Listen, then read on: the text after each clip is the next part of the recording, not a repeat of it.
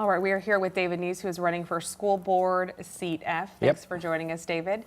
So you have been a former teacher here in the Anchorage School District. Can you talk about your background for people that aren't familiar? Yeah, I taught math for 28 years, 25 of them at Andrew Middle School. I also coached cross-country running, cross-country skiing, and track and field pretty much that whole time. And I ended up coaching track and cross-country at Service at the end of my career. So very involved in the community. Can you talk about why you're interested in the school board? Well, the school board has maintained the same path of how it does business for the last 30 years, 35 years. I was on the House Educational Task Force last year. We looked at the funding. We said the funding is going to go away or decrease, and you need to kind of look at trying to get more of it into a classroom. And that's what I'd like to see. I'd like to see the Anchorage School District fund the classroom first, then look at everything else that they have to fund. Protect the classroom, protect the school, protect the teacher. So talking about managing, our finances in the school district, the ASD has been facing some tough budget cuts over the past several years, which you had talked about. That's a big concern. What would you do to address that issue? They either have a deficit or a surplus. They turned up spending to take care of the surplus by adding jobs, which they're going to have to cut probably next year or the year after.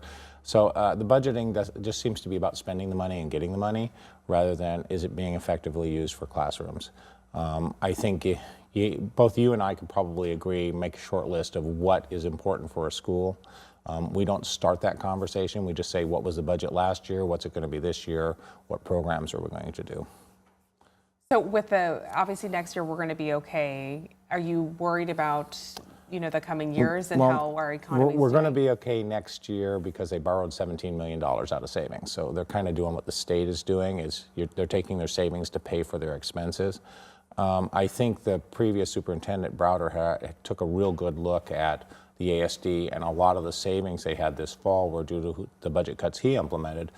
I think you have to just look at the fact that we can't keep spending at the rate we're spending and afford it. The state can't afford it. The Ketchikan lawsuit may take $300 million out of the budget if they decide that the city doesn't have to mandatorily contribute. I think the city will contribute, but when it comes down to a voluntary contribution as opposed to a mandated, constitutionally mandated provision, maybe the money will be differently allocated, and there'll probably be more squabbling between the assembly and the school district at that point.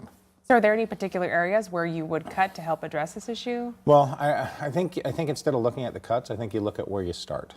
The state provides money. The district decides to allocate the money. If the district just simply allocated the money it got from the state to every school exactly per student, there would be no need to cut budgets at the school level at all. I mean, it funds all teachers, all salaries, all janitorial, all transportation, all food.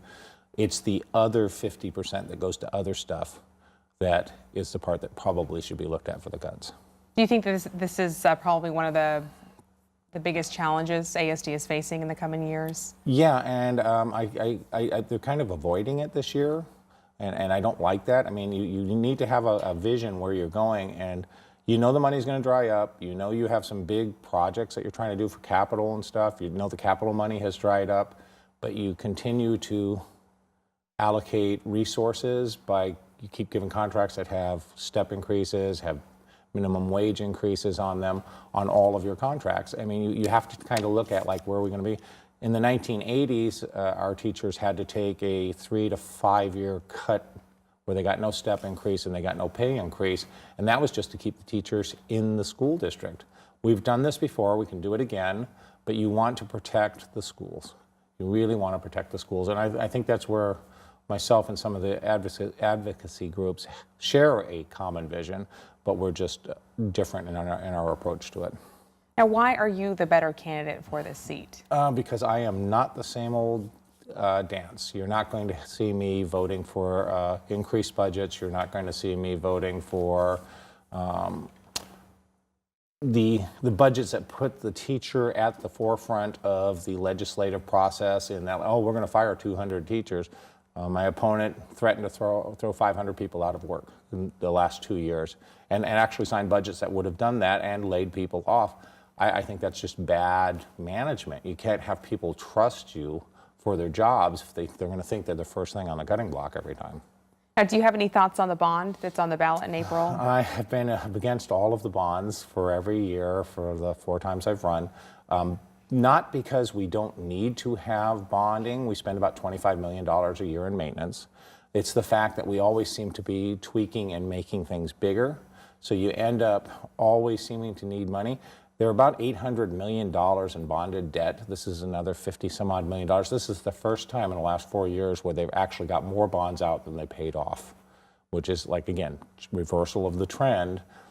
Do we need to? I don't know. I mean, if you keep changing the rules of what your schools need to be looking like, what their educational standards are, you're always going to have to upgrade. Do you need to replace boilers and roofs and stuff? Yes, you do. Those things wear out.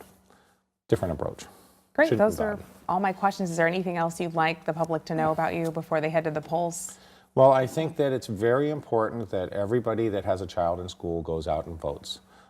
It is your child, your future. 12 years from now, none of the sitting board members are going to be there. Your child is still going to be, if they're in kindergarten, in school, and they will suffer directly or rejoice directly on the decisions made by the school board. School board's very important that way. Perfect. All right. Thank you so much, Thank David you. Nees, for stopping in. Thank you.